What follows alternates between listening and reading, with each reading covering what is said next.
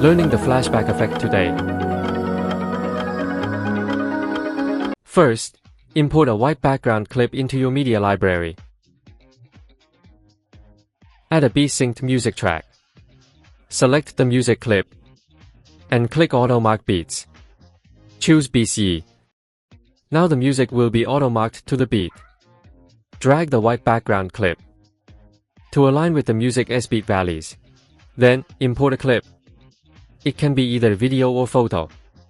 Set its duration to 0.2 seconds. Add an entry animation. Choose Zoom Ya. This requires a premium account. But if you don't have one, you can use another entry animation instead.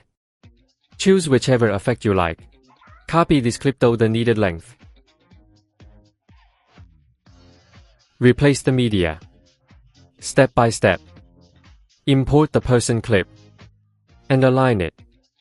Remove the background around the person. Click Transitions and choose Mix.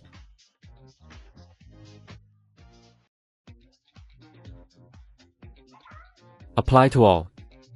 Then check the effect. Now, import a white background clip and place it at the connection between two clips. Click Opacity and add a keyframe in the middle. Set the value to around 35. Add a keyframe at the start and one at the end. Set both to 0.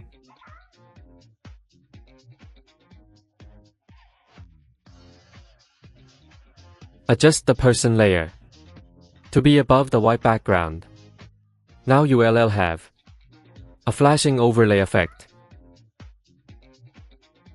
Copy the white clip and place it at every clip transition.